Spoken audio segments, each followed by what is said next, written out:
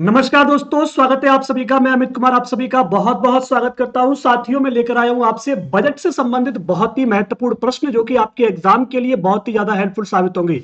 यदि आप देने वाले हैं दोस्तों केवीएस का एग्जाम, या फिर आप देने वाले हैं दोस्तों सुपर टेट का एग्जाम, या फिर आप देने वाले हैं आने वाले पी टेट का एग्जाम, टेट का एग्जाम, यूपी टेट का एग्जाम, तो पॉसिबिलिटी है दोस्तों कि आपसे यहां पर बजट से संबंधित प्रश्न अवश्य पूछे जाए।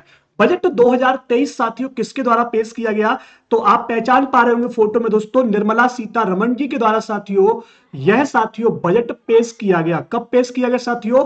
1 फरवरी। कब दोस्तों? 1 फरवरी 2023 को साथियों ये पेश किया गया। और एक प्रश्न और पूछा जाता है निर्मला सीतारमण जी से संबंधित कि भारत की पहली पूर्णकालिक वित्त मंत्री कौन है? तो दोस्तों पहली महिला वित्त मंत्री जो पूर्णकालिक महिला वित्त मंत्री हैं उनका नाम है निर्मला सीतारमण। तो शुरुआत करते हैं आज के इस बजट की, और जो भी खास बातें होंगी वो भी मैं आपको यहां पर बताऊंगा। दोस्तों इसका एक वीडियो और आएगा जिसमें मैं आपसे क्वेश्चंस पूछूंगा, और बहुत ही इंपॉर्टेंट वीडियो होगा दोस्तों, वो आपको शाम रात 10 बजे तक आपको मिल जाएगा। तो दोस्तों यहां पर बजट शब्द का अर्थ क्या है? तो बजट शब्द का अर्थ है दोस्तों चमड़े का थैला। क्या है? चमड़े का थैला। बजट शब्द की उत्पत्ति दोस्तों कहां से हुई? फ्रेंच भाषा से हुई है दोस्तों। कहां से हुई है? फ्रेंच भाषा से। अब बात आती है कि भारतीय बजट व्यवस्था के जनक कौन है दोस्तों? तो भारतीय बजट व्यवस्था के जनक साथियों जेम्स विल्सन को माना जाता है। ये ईस्ट इंडिया कंपनी दोस्तों सर हुआ करते थे उस समय पर। कब की बात हो रही है? 18 फरवरी 1860 में। अब 18 फरवरी 1860 में ईस्ट इंडिया कंपनी साथियों पहला बजट पेश किया था भारतीयों के लिए। किसके लिए दोस्तों? भारत देश के लिए पहला बजट पेश किया था किसने? ईस्ट इंडिया कंपनी ने। इसके अध्यक्ष दोस्तों कह सकते हैं कौन थे? जेम्स विल्सन थे। कब किया था? 18 फरवरी 1860 में किया था। अब बात आती है क्या संविधान सभा में बजट शब्द का प्रयोग किया गया है?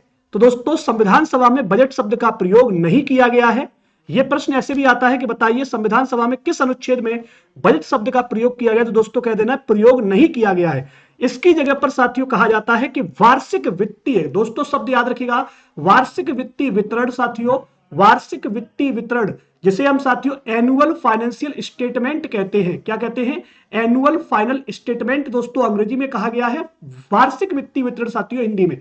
और ये साथियों जो शब्द है ये अनुच्छेद 112 में प्रयुक्त हुआ है। किसमें? अनुच्छेद 112 में ये प्रयुक्त हुआ है। शून्य बेस बजट साथियों पहली बार 1987 में पेश हुआ था। कब हुआ था? 1987 में पेश हुआ था।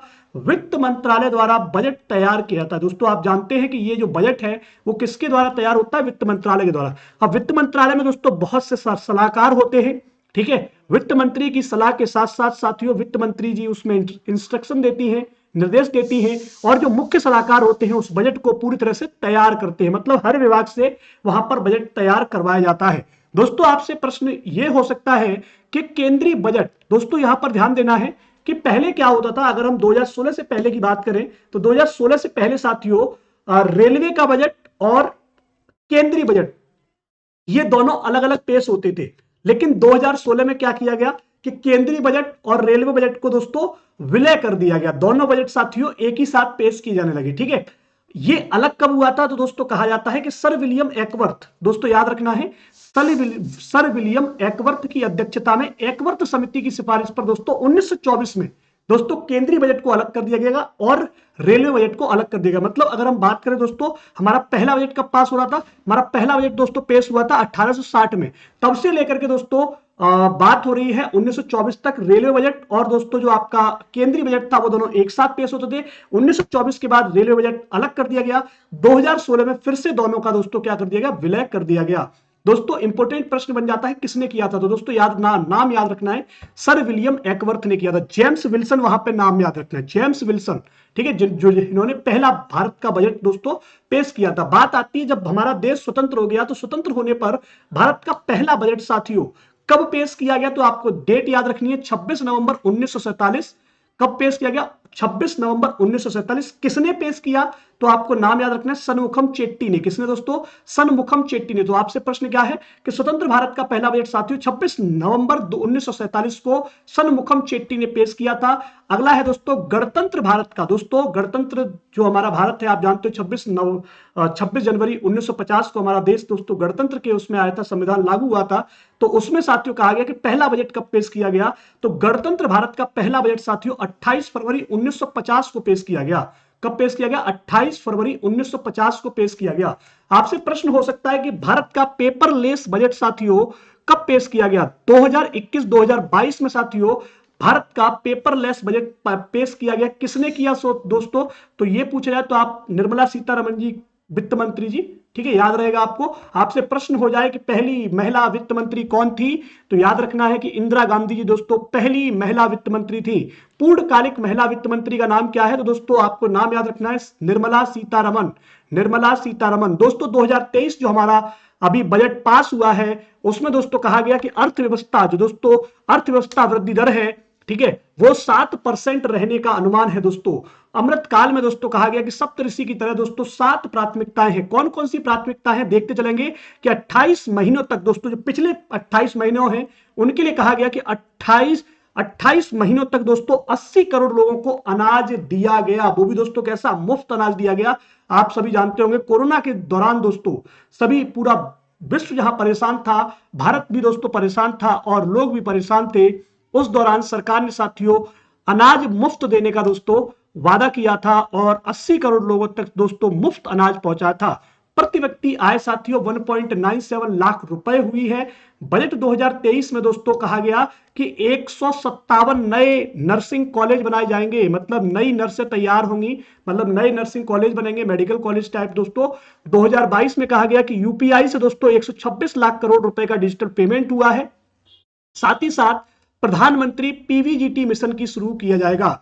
एकलव्य स्कूलों के माध्यम से दोस्तों कहा गया कि 3 सालों में, ये दोस्तों 3 साल में केंद्र 38,800 शिक्षकों तथा दूसरे स्टाफ की भी भर्ती करेगा। रेलवे के लिए साथियों 2.40 लाख करोड़ रुपए दोस्तों, ठीक है, मतलब इतने रुपए दोस्तों, इतने का बजट साथियों रेलवे को दिया गया है। अगर बात करें फाइनेंशियल ईयर 2013-2014 से दोस्तों, मतलब जिस समय पर कांग्रेस थी उससे तुलना करने की प्रयास किया गया कि उसकी तुलना में दोस्तों ये जो पैसा है वो 9 गुना है। कितना है दोस्तों? 9 गुना है दोस्तों। आगे चलते हैं। कहा गया कि नो योर कस्टमर दोस्तों, मतलब केवाईसी की प्रक्रिया को दोस्तों आसान किया जाएगा, डिजिटलाइज हो जाए दुनिया साथियों, डिजिटलाइज हो जाए हमारा भारत, इस तरीके से दोस्तों प्रयास किया जाएगा दोस्तों। कहा गया डिजिटल सिस्टम में पहचान पत्र के तौर पर पैन कार्ड मंजूर होगा। ई कोर्ट्स के तीसरे चरण के लिए 7,000 करोड़ रुपए का साथियों क्या होगा? प्रावधान होगा। अमृत काल के आम बजट की दोस्तों सबसे बड़ी बातें क्या है? कहा गया 2047 तक देश को एनीमिया से मुक्त बनाने का पूरा प्रयास किया जाएगा। कमजोर किसानों के लिए दोस्तों सहकारिता मॉडल लाए जाएंगे। तो ऐसे ही दोस्तों अगर हम यहां पर बात करते हैं, जेल में बंद जो गरीब है, गरीबों को जमानत में मदद मिलेगी दोस्तों। साथ ही साथ कहा गया कि पीएम आवास योजना का बजट साथियों 66% बढ़ाकर, आप समझ रहे हो, पीएम आवास योजना का बजट साथियों 66% बढ़ाकर कितना कर दिया गया है? 79,000 करोड़ रुपए से अधिक किया जा रहा है, मतलब लगभग 80,000 करोड़ रुपए दोस्तों ये किया जा रहा है। साथ ही साथ भारत के अंदर दोस्तों ट्रांसपोर्ट स्ट्रक्चर को और डेवलप करने के लिए दोस्तों क्या किया जा रहा है कि 75,000 करोड़ रुपए दोस्तों खर्च किए जाएंगे। किस पर? ट्रांसपोर्ट इंफ्रा प्रोजेक्ट पर। सीवर की सफाई के लिए दोस्तों मशीनें लाई जाएंगी और ये पूरी की पूरी जो सफाई है वो मशीनों पर आधारित करने का प्रयास किया जाएगा। साथ ही साथ दोस्तों आप जानते हैं कि भारत दोस्तों सबसे बड़ी तेजी से बढ़ती हुई अर्थव्यवस्था है और अभी साथियों भारत में G20 की अध्यक्षता करने का दोस्तों भारत के पास सुनहरा अवसर है। मिलते हैं आपसे एक नई क्लास में, तब तक के लिए नमस्कार, जय हिंद, जय भारत। पढ़ते रहिए, मस्त रहिए, घर पर रहिए, स्वस्थ रहिए।